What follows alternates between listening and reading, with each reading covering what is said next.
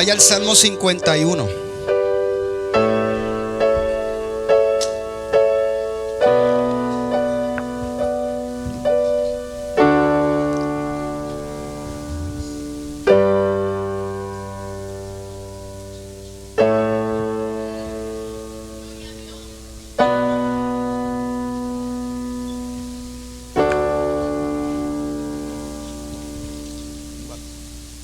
Gloria al Señor. Salmo 51. Que no cese la alabanza, pueblo. Le vamos a pedir a los niños, amén. ¿Sí? Los maestros están, o ya se fueron. Ay, Señor. Cuando Dios mete a uno en esta locura, uno como que se desconecta. Ay, ay, ay. Santo es el Señor. Bueno, Salmo 51. Quiero que vaya allá conmigo. Estuve leyendo este salmo y definitivamente estamos en una óptica o el centro o el foco de este mes de febrero es óptica, diga óptica emocional. Y hemos estado tocando diversos tópicos dentro de este cuadro. Hoy voy a hablar sobre la culpa, diga la culpa. Y quiero tocar un poco y hablar un poco sobre esto. Y poder ver a la luz de la palabra lo que el Señor quiere hablarnos respecto a este tópico. Así que he tomado el Salmo 51 como una base. Y yo quiero que vayas allá conmigo.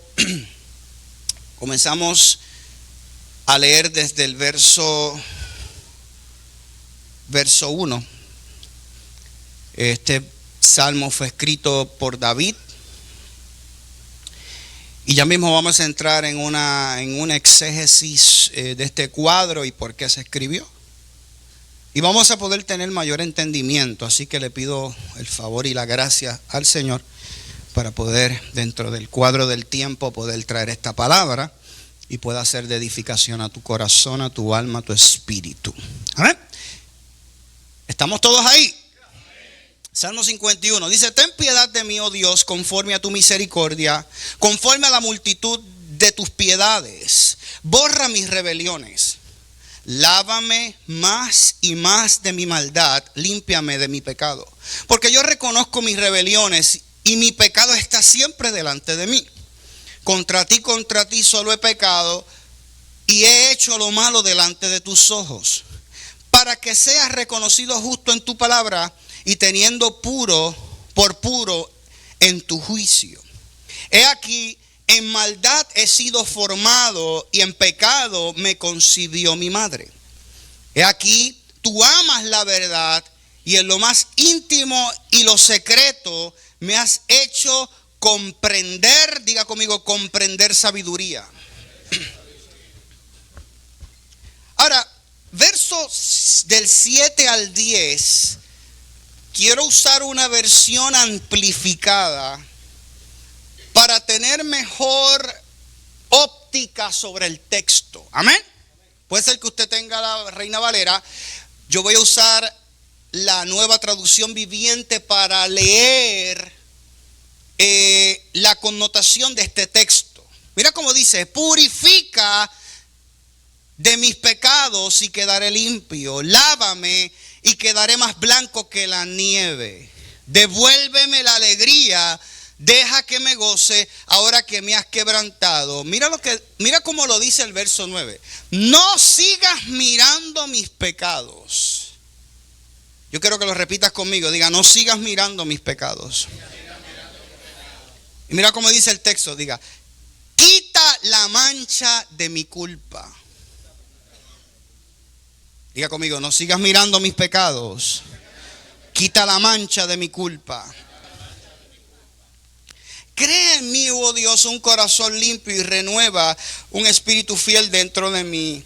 No me expulses de tu presencia, no me quites tu Espíritu Santo. Restaura en mí la alegría de tu salvación y haz que esté dispuesto a obedecerte. Entonces enseñaré a los rebeldes tus caminos y ellos se volverán a ti.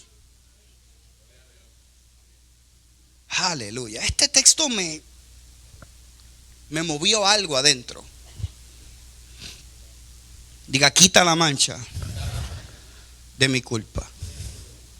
Es más, ese es el tema. Aleluya. ¿Está aquí? Diga conmigo, la mancha de la culpa. Puede cerrar la Biblia. Escuche bien.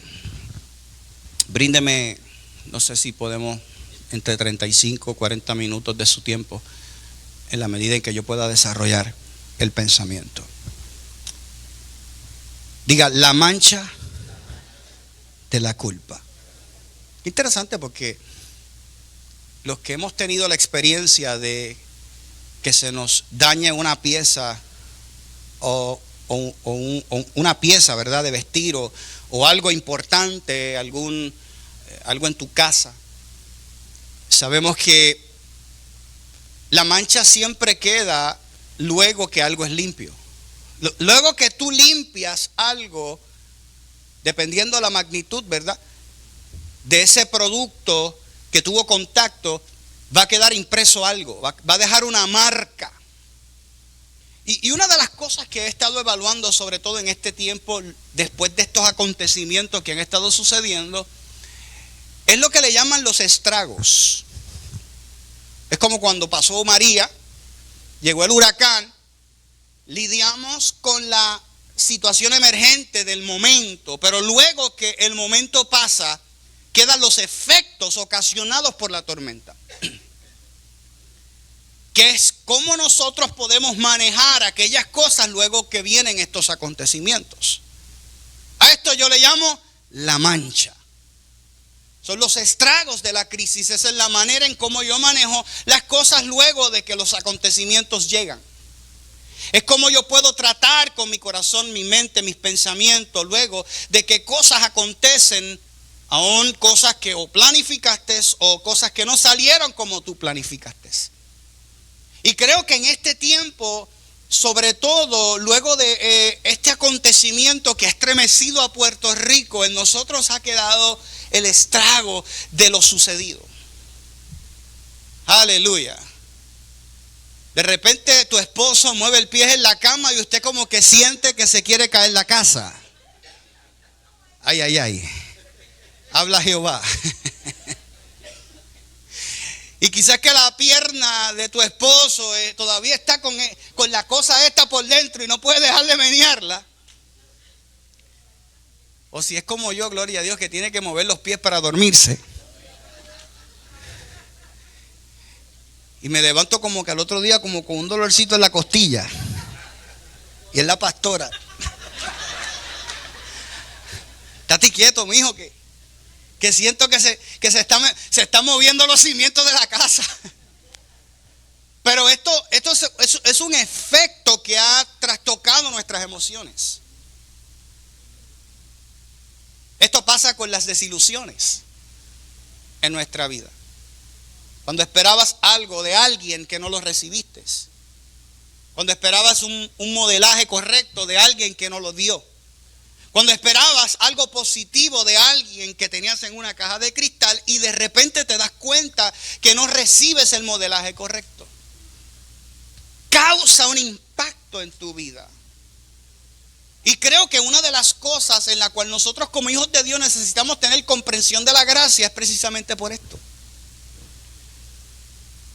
Porque estamos tan bombardeados por cosas constantemente que a veces nos impiden el disfrute de aquello que Dios ya tiene preparado.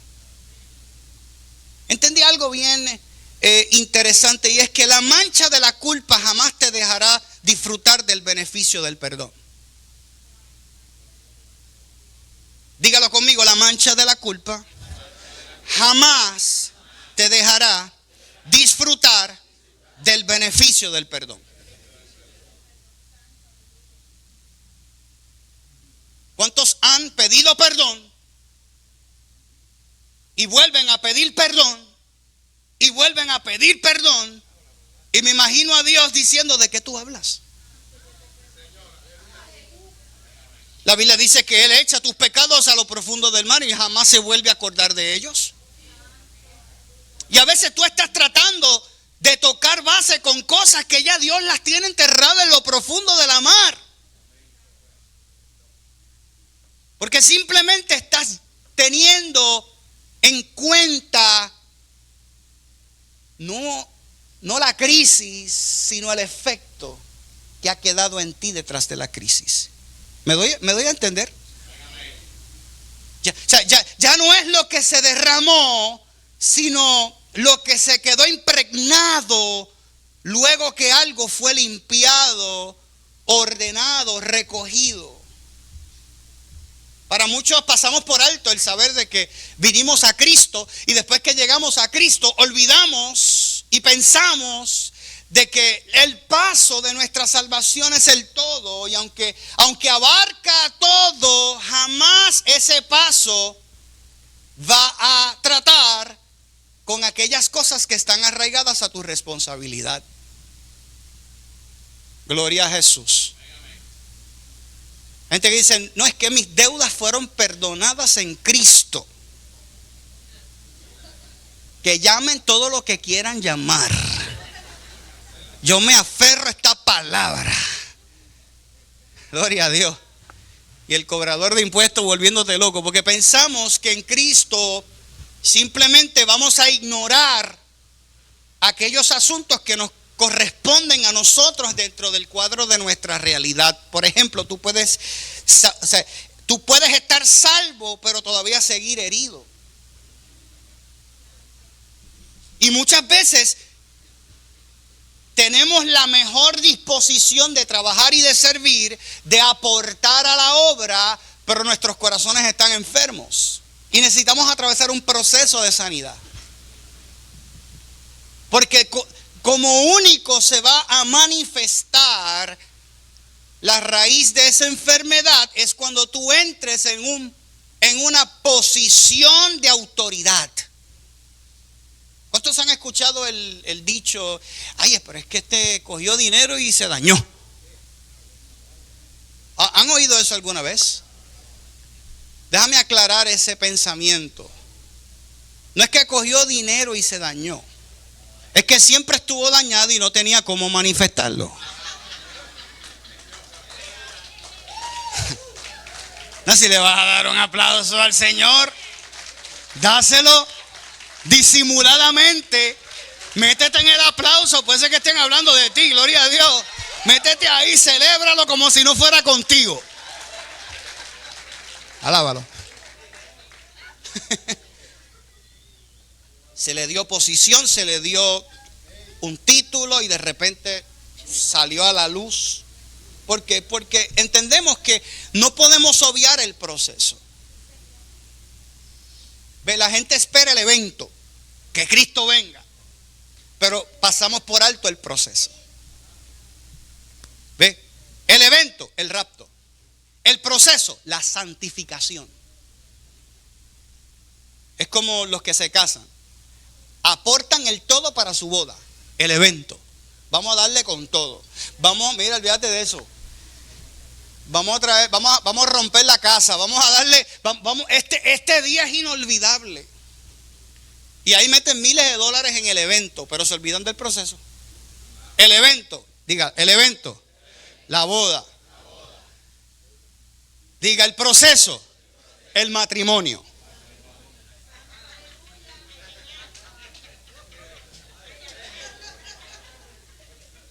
Después no son quienes de sacar $10 y comprar su libro para educarse en este tópico. Después no son quienes de sacar $50, $60 para ir a una cena, concierto matrimonial. Después. No, si se lo vas a dar, dáselo. Y yo espero que ese aplauso revele tu integridad y tu compromiso en el próximo evento de matrimonios. Hubo como un 55%. Amén. Pero vamos en progreso, gloria al Señor. Porque olvidamos el proceso. Pensamos que en Cristo, el hecho de haber tomado una decisión en el Señor, todo se va a cubrir. Y la realidad es que todo está a tu disposición. Es muy distinto. Dios no lo va a hacer todo por ti.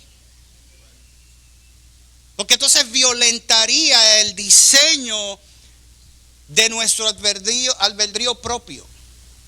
La Biblia dice en Apocalipsis 3:20 que Él toca la puerta. Él no te rompe la puerta. Él toca como todo un caballero. Y si tú abres la puerta, Él te da acceso para que cenes juntamente con Él. Por eso yo no creo en obligar a la gente a un llamado. Yo creo que esto es voluntario. Oye, yo hubiese querido haber aceptado al Señor así, bien bonito, así como lo hacemos aquí en toda esta bendición. Yo lo tuve que aceptar en un punto de drogas después de haber recibido una puñalada en mi corazón mientras me estoy desangrando. Después de 50 procesos en los cuales viví y fui procesado, la resistencia, la misma rebeldía que yo estaba viviendo me llevaba a resistir el beneficio que Dios me quería entregar. Hubiese querido que fuera aquí, pero el lugar o el panorama o el cuadro que estaba viviendo no limitó a Dios a hacer lo que desde un principio Él intencionó hacer. Él va a tratar contigo hasta el último segundo. Si tú lo crees,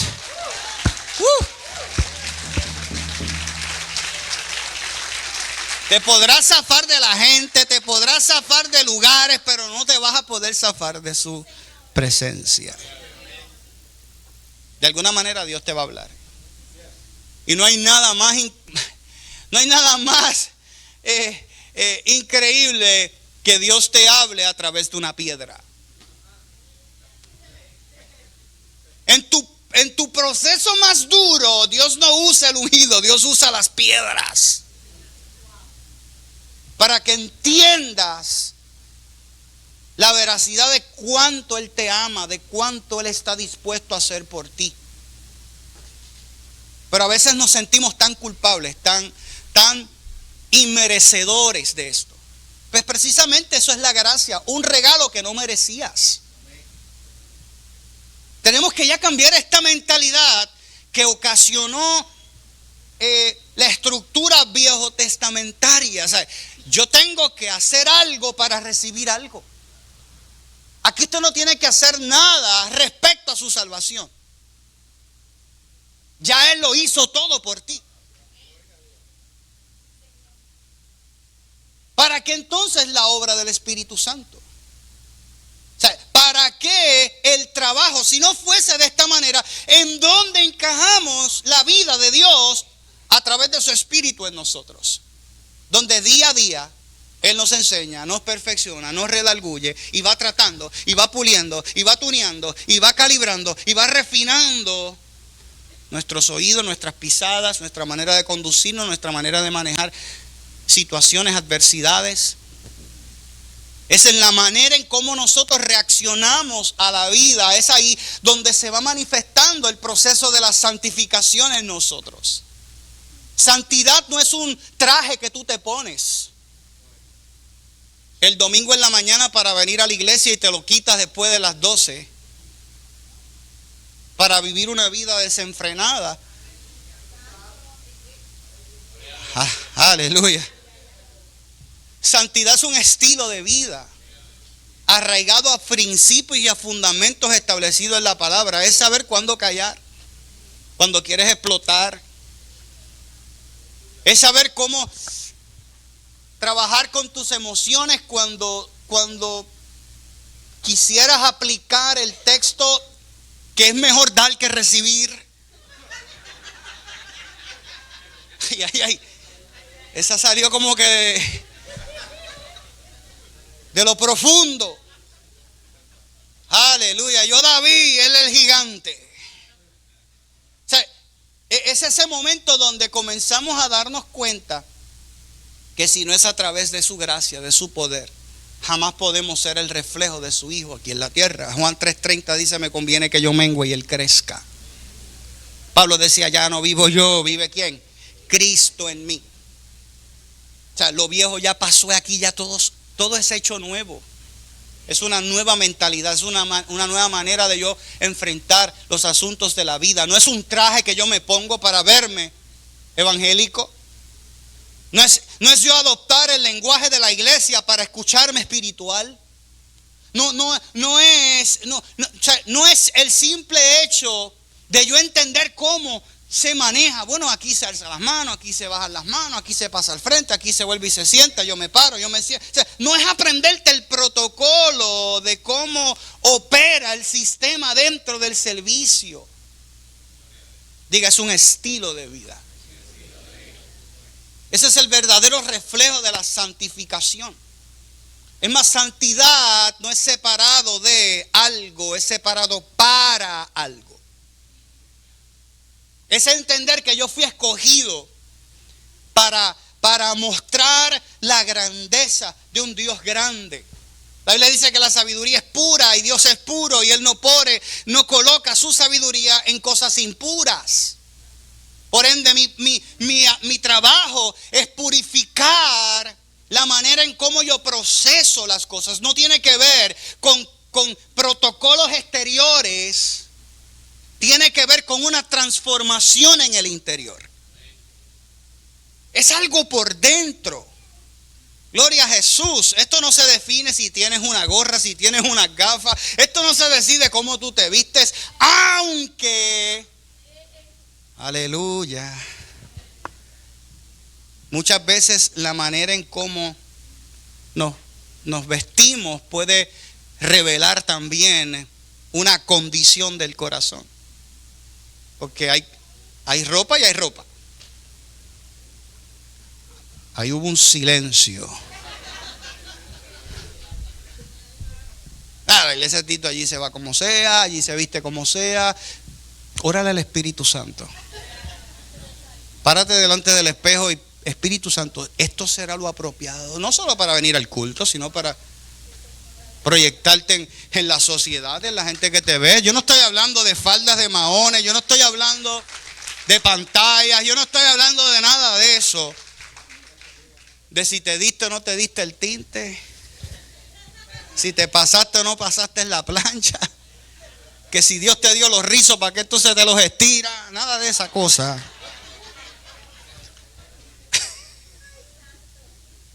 Usted mira, luzca radiante para su esposo.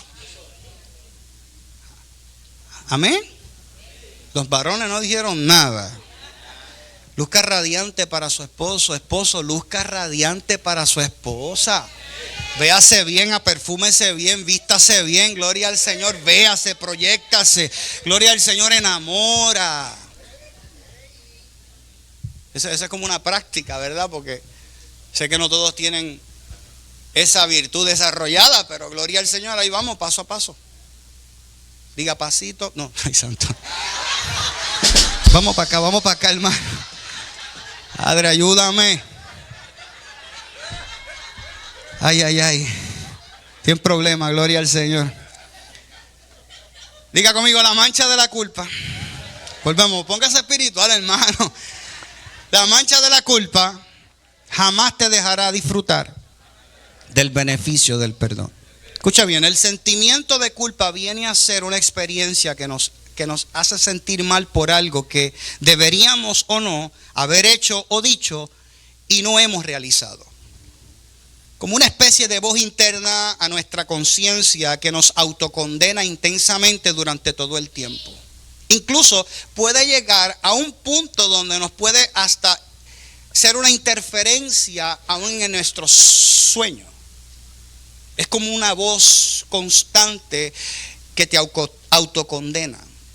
¿Qué es para nosotros la conciencia?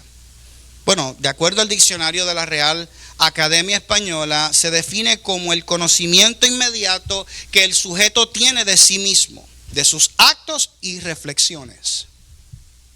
Conocimiento inmediato que el sujeto tiene de sí mismo, de sus actos y reflexiones. Ahora, el diccionario bíblico lo define de esta manera. Es el conocimiento íntimo de sí, de si un acto se conforma o no a las normas del bien o del mal. Lo repito, conocimiento íntimo de si un acto se conforma o no a las normas del bien y del mal. Primera de Pedro capítulo 3 versículo 16 trata con este tema diciendo, teniendo buena conciencia,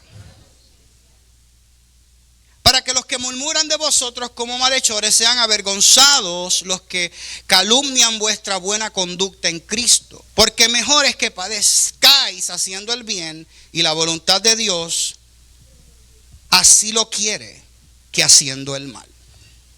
Mira cómo dice Pablo, porque mejor es que padezcáis haciendo el bien, si la voluntad de Dios así lo quiere, que haciendo el mal. En nuestra conciencia está toda la información personal concerniente a lo que nosotros somos.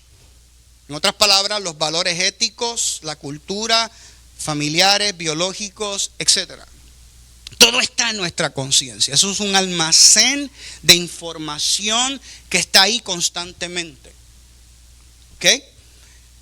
Así que el sentimiento de culpa aparece justamente cuando violamos nuestro propio código interno. Qué interesante.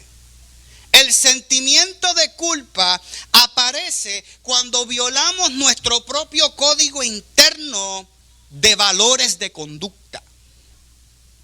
Es el momento donde la culpa, el sentimiento de culpa aparece. Es como una alerta. Las emociones no son malas.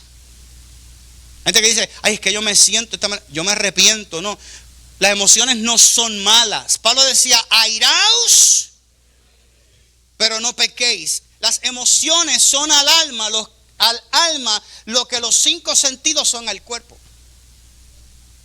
Los sentidos te dejan sentir que cuando algo te pellizca, te duele, y el dolor es sinónimo de que algo no anda bien. ¿Ok? Cuando tú sientes algo quemado,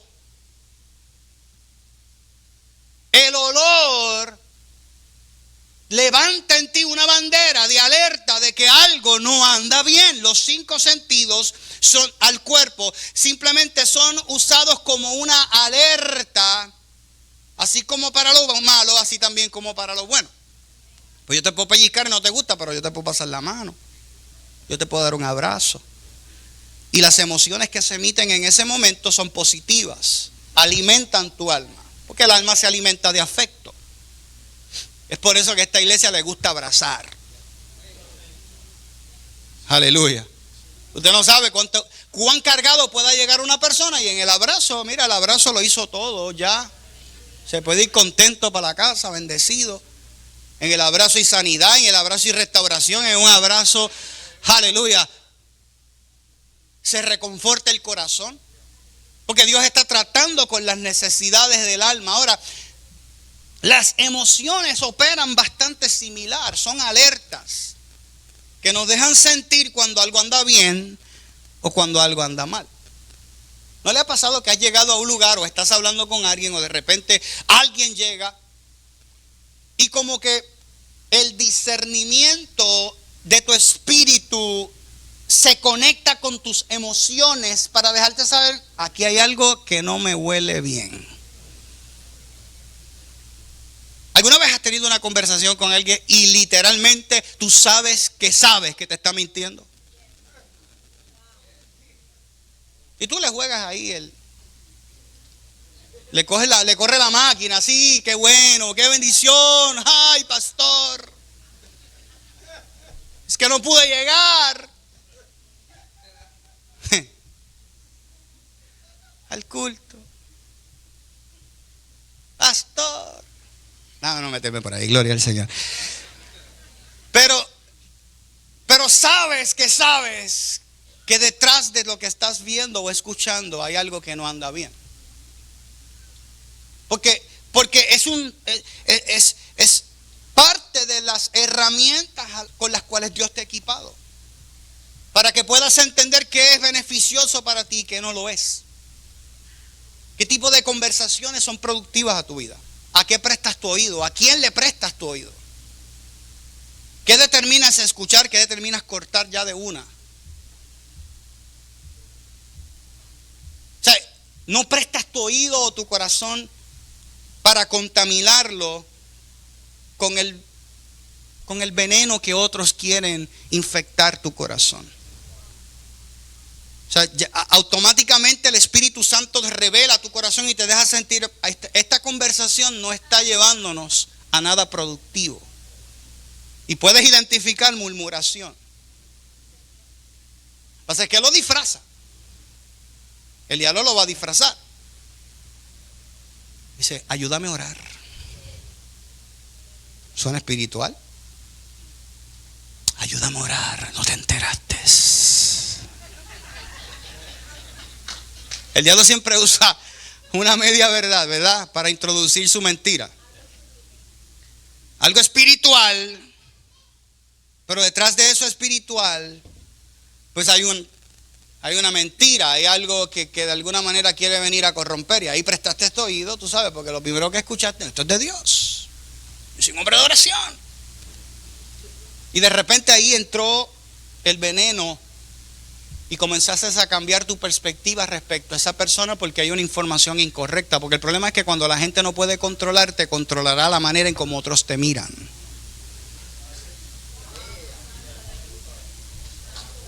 Aleluya.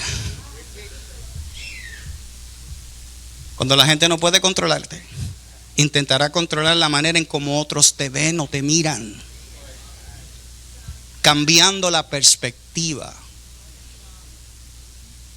de cómo otros te deben mirar o cómo tú debes de mirar a otros. En otras palabras, cuando el diablo sabe que no te puede llegar a ti, llegará a los que te rodean. Y nosotros tenemos que tener el discernimiento para nosotros poder operar y trabajar y contraatacar esto. Porque algo tan simple puede llevar a corromper algo tan grande que Dios quiere hacer. Algo tan simple puede llevar a que nos echemos a perder, a que por algo que el enemigo quizás inventó en el aire. Satanás es un experto creando ilusiones, cosas que no son. Y comenzamos a ver demonios donde no existen. ¿Cuántos recuerdan el pasaje de los discípulos? Se estaban ahogando en medio del mar, en medio de la tormenta, y comenzaron a ver un fantasma, pero era Cristo. Era Cristo, todo el tiempo era Jesús, pero no podían ver la bendición como bendición. Veían la bendición como oposición. Hay veces que Dios, para tratar contigo, el diablo te va a hacer ver lo que es de bendición como oposición. Pero ¿por qué el pastor me lo dijo así? Pero ¿por qué me corrigió? Pero ¿por qué las cosas no pasaron como yo entendía que debían de pasar? Estoy viendo fantasmas donde no existen, cuando realmente es Dios operando y trabajando con las deficiencias que hay en mi corazón. Es un asunto de óptica. Diga óptica. Aleluya. Es como cuando mi apóstol dice, Pastor T. Y yo sé cuando viene con Pastor T, viene una recta a 110 millas por hora. Pero yo sé que todo lo que él me ha dicho desde el día 1, aleluya, hasta el día de hoy, es por el beneficio, el progreso, el avance. ¿Cuántos le pueden dar un aplauso a los que tienen una paternidad? Padre, si me estás oyendo, recibe un beso, un abrazo. Es más, recibe un aplauso de honra para aquellos que nos instruyen, para aquellos que nos han guiado, para aquellos que nos han dicho, no es por aquí, es por acá. Porque a causa de esto es que hemos podido llegar hasta aquí. La evidencia más contundente de que vas por el camino bien o por el buen camino son los frutos. Los frutos que has alcanzado, si lo que haces. El problema es cuando tratamos de buscar un consejo de alguien que no ha llegado a ningún lado. Nunca pretendas recibir un buen consejo de un fracasado. Déjame pedirle un consejo al vecino. Bendito. Y el vecino posiblemente no es una mala persona, pero dentro del cuadro de donde tú quieres llegar, como él no ha llegado, jamás te podrá llevar y te va a dar una información incorrecta. Decir, no se puede, la cosa está mala, la gente se está yendo de Puerto Rico, la cosa va de mal en peor.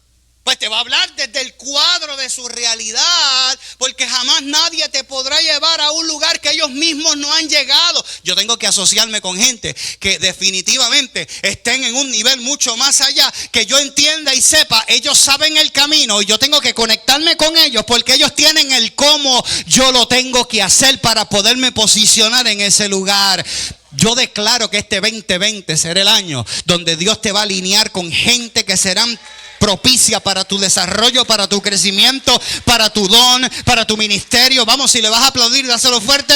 Gloria a Dios, que tu aplauso revele y hable, aleluya, de tu convicción de que ya vienen los recursos de camino, ya viene algo de bendición para tu vida, ya viene algo. Oh my God. Jesus Christ. El sentimiento de la culpa aparece cuando violamos nuestro propio código interno de valores y conducta. El sentimiento de culpa es un mensaje de desaprobación de la conciencia que nos viene a decir, tienes que vivir avergonzado. Podríamos plantear lo siguiente, o plantear la siguiente cuestión. Si la culpa nos trae un mensaje a nuestra conciencia y la conciencia fue creada por Dios, nace una pregunta. ¿Es acertado decir que los sentimientos de culpa traen siempre un mensaje de desaprobación de Dios? Diga conmigo, no.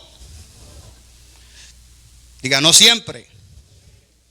No siempre el mensaje de culpa que nos trae nuestra conciencia proviene de una descalificación por parte de Dios, sino que en ocasiones este sentimiento de culpa también puede venir de otras fuentes ajenas a Dios.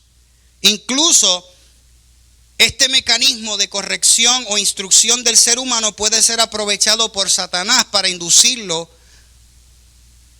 o inducir sentimientos de culpa que lo lleven a su propia destrucción. Segunda de Corintios capítulo 7 versículo 7 dice, porque la tristeza que es según Dios produce arrepentimiento para salvación, de que no hay que arrepentirse, pero la tristeza del mundo produce muerte. O sea, existen dos tipos de tristeza. Aquella que viene como convicción para traer corrección a tu vida de parte del Señor. Aquella que genera un sentimiento amargo dentro de tu espíritu, pero te está llevando a conducirte al bien. No es un sentido de desaprobación, es un sentido, gloria a Dios, que Dios está utilizando para conducirte o hacerte entrar en un nuevo episodio. That's it. Pero también la Biblia habla de la tristeza producida por el mundo. Esa desilusión que de alguna manera arraigada a cosas ligadas a esta tierra. Porque hay cosas que están ligadas, arraigadas a este sistema, a la tierra, al mundo, que pueden generar en ti un sentido quizás de alegría temporera. Es una satisfacción temporera. Hay cosas que pues están ahí, las puedes disfrutar, pero son temporeras. No van a producir o no van a añadir nada al diseño de Dios para tu vida. Están ahí para que las puedas usar. Pablo decía, todo me es lícito, pero no todo me conviene. Dios te va a tener un sano juicio de aquellas cosas que sí aportan a mi vida, a mi crecimiento, a mi desarrollo. La gente que es apropiada en mi vida, que va a añadir a mi desarrollo, a mi vida espiritual, que van a aportar algo positivo, y aquellos que no. Y es ahí donde yo necesito definir y entender que hay cosas que vienen, pero no vienen para matarme, vienen para transformarme, mientras que hay cosas que son engendradas por el mismo sistema del mundo, que me van a llevar a una muerte espiritual. Por eso decía, la tristeza de Dios te lleva al arrepentimiento para la salvación, pero la tristeza del mundo te lleva a la muerte. El pueblo de Dios tuvo que lidiar con la culpa haciendo actos de caridad. Mira esto. Romanos capítulo 3 versículo 22 dice que la justicia de Dios es por medio de la fe en Jesucristo, para que todos los que crean en Él, porque no hay diferencia, por cuanto todos pecamos, fuimos ¿qué? Destituidos de la gloria de Dios, Verso 24, siendo justificados gratuitamente por su gracia mediante la redención que es ¿en quién? Diga, en Cristo Jesús. La ofrenda perfecta. Cristo representa el Cordero Santo. Fue ofrecido por ti y por mí para que una vez y por todas pudiéramos tener una limpia conciencia, una conciencia de justicia. Y la conciencia de justicia es aquella que en nosotros nos da una posición. Amén. Porque justificación no es otra cosa que darte una posición de ser un justo en un lugar o en el lugar que tú sabes que merecía ser injusto. Pero lo hizo a través de su gracia. Por ende, cuando entendemos y abrazamos la gracia, cambiamos de posición.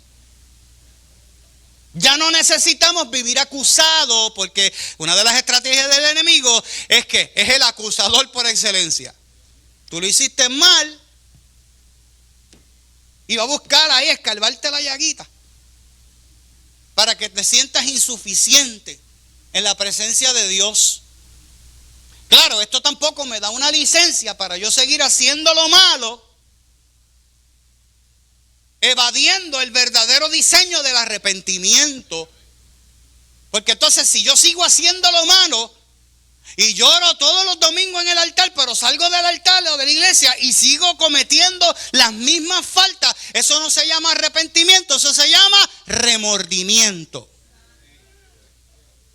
Me siento bien mal por lo que hice, pero lo sigo haciendo. El arrepentimiento dice me siento mal por lo que hice, pero no lo voy a volver a hacer, porque arrepentimiento es metanoia, cambio de mentalidad, es un 180 grados. No es un 360. Porque vuelvo al mismo lugar donde yo estaba. El remordimiento es un 360. Me siento mal, pero vuelvo y lo hago. Me siento mal, pero vuelvo y lo hago. Arrepentimiento. ¿Sabes qué? Me sentí mal por lo que hice, a tal punto de que le di la espalda a eso y voy a caminar en la dirección contraria, porque voy a definir caminar en el orden divino al cual Dios me ha llamado a caminar. ¿Alguien le puede dar un aplauso con mayor fuerza?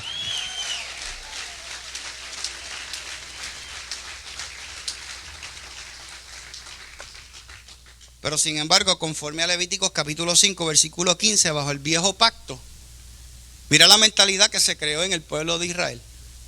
En el pueblo de Israel se creó una mentalidad donde el pueblo tuvo que lidiar con la culpa haciendo actos de caridad.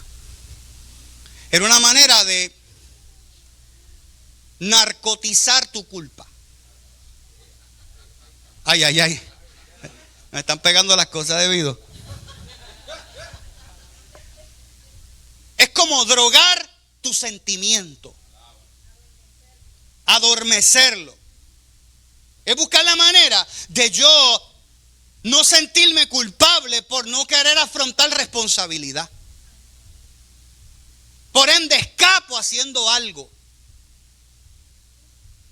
Entonces el pueblo, bajo el diseño del viejo pacto, inconscientemente cae bajo un acondicionamiento de una conciencia de culpa por el protocolo al cual era necesario llevar a cabo cuando el pueblo pecaba. Mira lo que dice Levíticos capítulo 5 versículo 15: cuando alguna persona cometiere falta y pecare por hierro en las cosas santas de Jehová, traerá por su culpa a Jehová una ofrenda.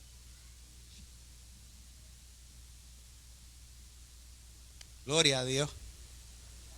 Si fuera en ese protocolo, muchachos, no hubiera problema aquí para pagar la luz, para pagar la gente, para pagar. Gloria a Dios. Porque si por cada vez que usted peca tiene que traer una ofrenda, gloria a Dios. Aleluya, estuviera arruinado usted.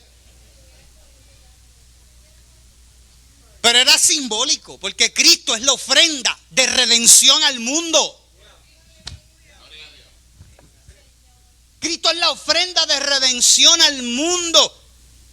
La idea central era crear una mentalidad de conciencia de que a través de Cristo como sombra, el viejo pacto como sombra, a través de Cristo recibiríamos la redención por nuestra condición.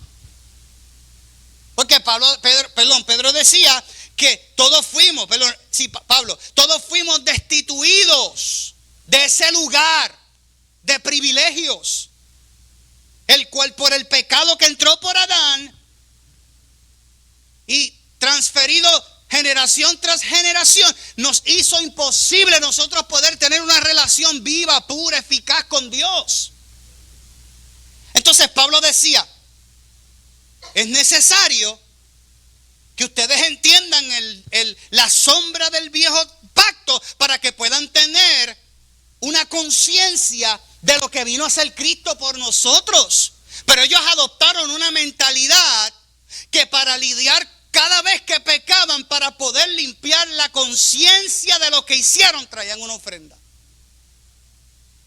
Quiere decir que ellos aprendieron a lidiar con la culpa haciendo actos de caridad.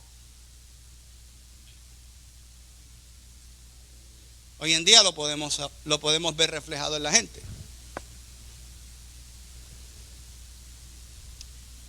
Yo no vengo o no vine a la iglesia, pero yo ayudo a la gente. O sea, una cosa no debe de reemplazar tu verdadera responsabilidad.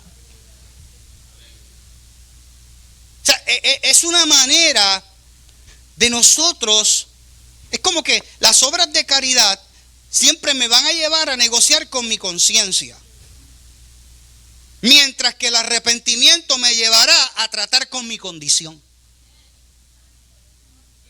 Lo voy a volver a repetir. Las obras de caridad me van a llevar a negociar con mi conciencia, mientras que el arrepentimiento me va a llevar a tratar con mi condición. Por ejemplo, yo no vine al culto porque se fue la luz. Yo no diezmo porque me bajaron las horas. Yo no oro porque no tengo tiempo.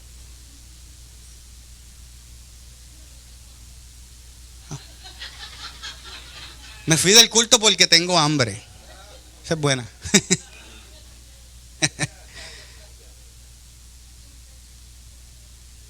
Mira, el ámbito del derecho, escucha esto.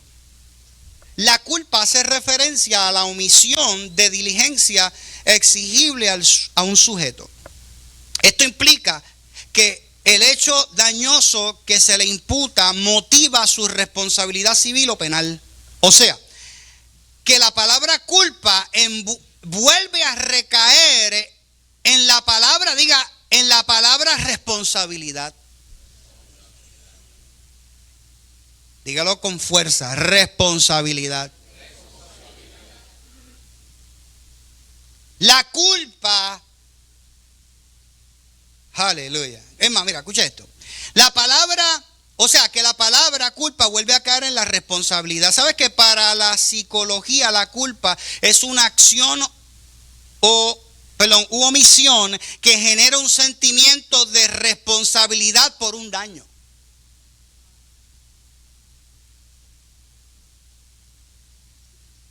En efecto, no es algo que me releva, sino es algo que me envuelve. Lo que pasa es que por un momento el pueblo de Israel optó por hacer cosas buenas para calmar su conciencia. Por hacer cosas buenas no omite tu verdadera responsabilidad. Es como decir, no, yo como en casa del vecino cuando tengo hambre. Pero ¿y tu casa? O sea, ¿y tu responsabilidad? ¿Dónde cae el peso de aquellas cosas que te tocan a ti? Y yo creo que era precisamente al cuadro al cual Dios nos quería introducir a nosotros por medio de esta palabra. Porque la culpa revela que algo se hizo mal, mientras que la vergüenza dice que hay algo malo en mí. Lo repito de nuevo. La culpa revela que algo se hizo mal, mientras que la vergüenza dice que hay algo malo en mí. Ahí vamos a Génesis, cuando dice que Adán y Eva pecan, se cubrieron con hojas de, diga, hojas de higuera. Diga conmigo, se cubrieron con hojas de higuera. Aleluya.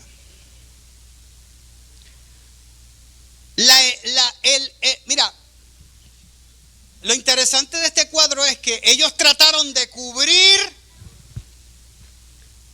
el sentimiento de culpa con cosas exteriores. Intentaron cubrir la esencia de su estado emocional con cosas exteriores. Como acabamos de explicar, buscamos la manera de hacer cosas buenas después de haber hecho algo malo para sentirnos bien con nosotros mismos. Pero no significa que hemos arreglado el problema. Entonces hay un problema en la vida de Adán y Eva al ellos pecar, quedan destituidos del lugar de privilegios, del lugar de la presencia, porque el lugar de la presencia es el lugar más privilegiado. No hay otro lugar más privilegiado que el lugar de su presencia. Por eso es que yo soy tan celoso. Mira, si le vas a dar un aplauso para ponerte de acuerdo por lo que dije, hazlo ahora. Yo soy celoso con la presencia de Dios dentro del movimiento de nuestro servicio. Porque lo es todo para mí. Lo es todo para nosotros. Entonces, Pablo de alguna manera nos hace crear conciencia para hablarnos de la gracia, pero tenemos que comprender cuál fue la raíz del problema. El hombre, después que peca, Dios estaba en todo su deseo para restaurar. O sea, Dios no creó algo para luego destruirlo. Dios usó la deficiencia del hombre para que el hombre creara dependencia absoluta. La necesidad tuya de saber que sin Dios es imposible que tú puedas hacerlo es una dependencia absoluta de Dios. Usted sabe que una de las cosas que hacían los pastores en los rebaños es que cuando habían diferentes tipos de ovejas, y una de las prácticas que hace el pastor de ovejas en lo natural, cuando una oveja, escucha esta, cuando una oveja nunca quiere estar conectada al rebaño, el pastor tomaba una cuerda y le amarraba una piedra en una pata.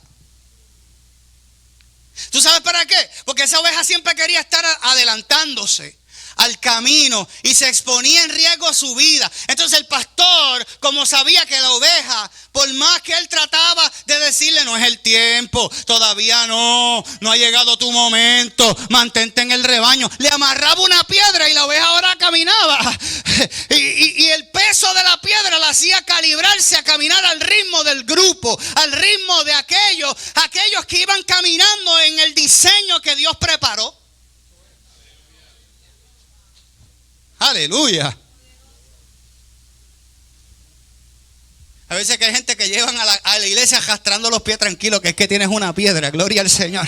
Tienes una piedra ahí, el Señor quiere que te acomodes al grupo, que te acomodes al rebaño. Vamos, si le vas a dar un aplauso, aleluya. Si le vas a dar un aplauso, gloria al Señor, hazlo con el motivo de incentivar a alguien y dejarle saber tranquilo. Si sientes el pie pesado, es que Dios quiere que tú camines al ritmo por tu propio bienestar, porque mejor es un día en sus atrios y en su presencia que 1000 fuera de ellos.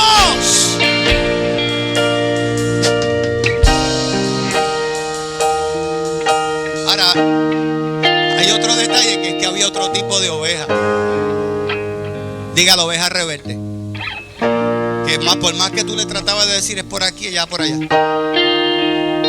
Es de esta manera y ella lo hacía siempre lo contrario. La oveja rebelde. ¿Y tú sabes qué él hacía con la oveja rebelde? Se le llevaba un día una piedra grande y le cogía así y la colocaba encima de la piedra y ¡clac! Le partía la cadera.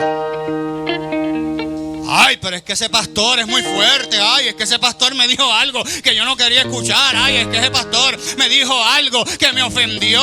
Tranquilo, que es que el pastor sabe que está en rebeldía y tiene que partirte la pata. Gloria al Señor, porque sabe que como único va a poder sacar el mejor potencial de ti es rompiéndote tú. Aleluya. ¿Y tú sabes para qué rompía? Porque una vez que la rompía, volvía y se la entablillaba.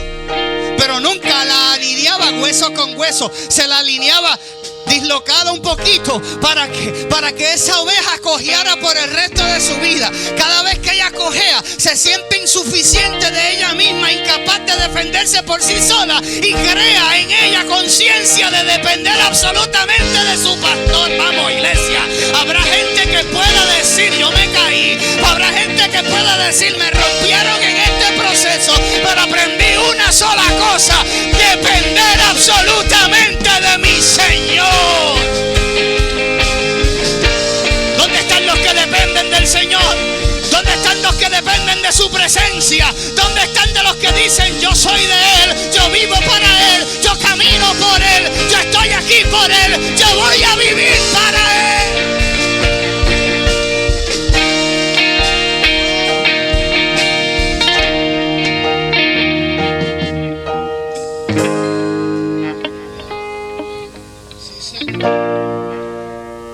Toca a alguien y dile: cuando la culpa te vence, te va a llevar a cubrirte con cosas externas.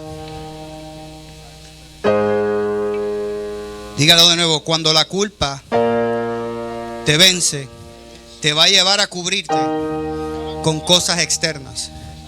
Diga: mientras que vencer la culpa te va a llevar a aceptar el sacrificio.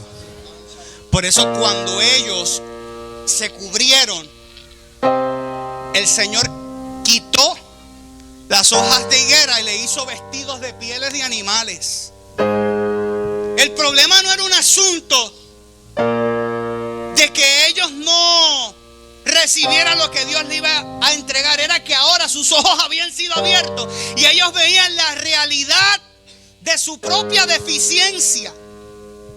Y la realidad de su propia deficiencia creó en ellos la vergüenza.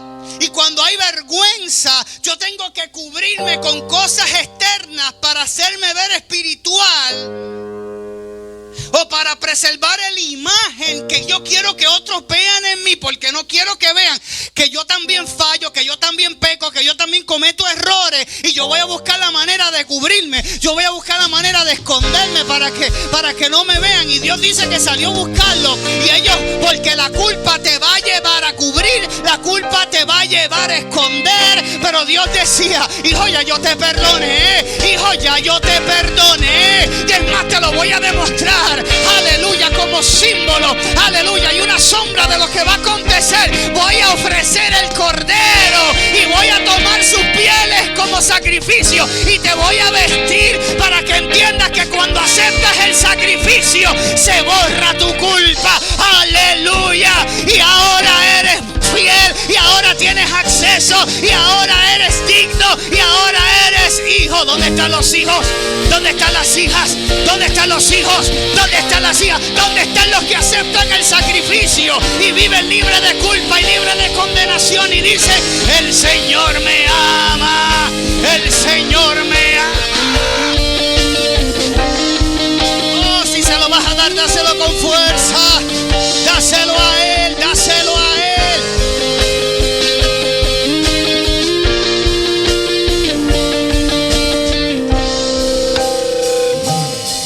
Diga conmigo: Adán y Eva se cubrieron con hojas, pero Dios los cubrió con pieles.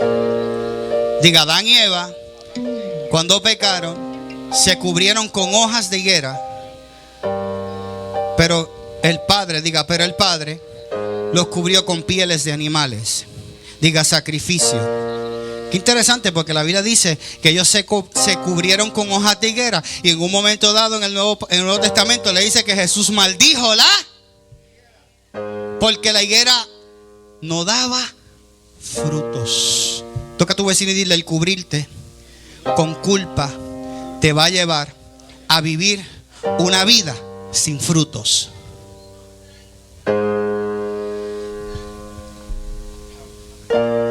Díselo de nuevo a tu vecino y dile: el cubrirte con culpa te va a llevar a vivir una vida sin frutos.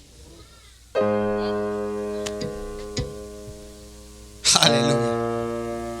Lo interesante es que el Señor ya los había cubierto. Había un plan de redención. Quiero que entiendas que ya hay. Deja de estar condenándote por las cosas que ya pasaron. Abraza un nuevo día, abraza un nuevo tiempo, redefine, administra bien lo que haces y cómo lo estás haciendo, y determina estar bien delante del Señor. Ya no vivas condenado por las cosas que ya han sucedido en tu vida. Toca a alguien y dile: abraza la gracia. Vive libre de lo que te oprime. Deja de estar cubriéndote a ti mismo, a ti misma, con cosas infructuosas que a la larga te van a llevar a vivir una vida de apariencia y te van a llevar a vivir alejado y escondido de Dios. Déjate vestir por el sacrificio. ¿Cuántos están aquí? Déjate vestir por el sacrificio. Deja que el sacrificio, gloria a Dios, trate con las manchas. Me parece ver que el Señor de alguna manera quería tratar con la conciencia del hombre, porque hace rato les había perdonado. Oh, gloria al Señor. Porque la Biblia dice que el que se humilla, Dios lo exalta y está cerca. Entonces creo que es un error decir: no, es que yo fallé y Dios se fue. Qué raro, porque la Biblia dice que ellos pecaron y Dios se acercó.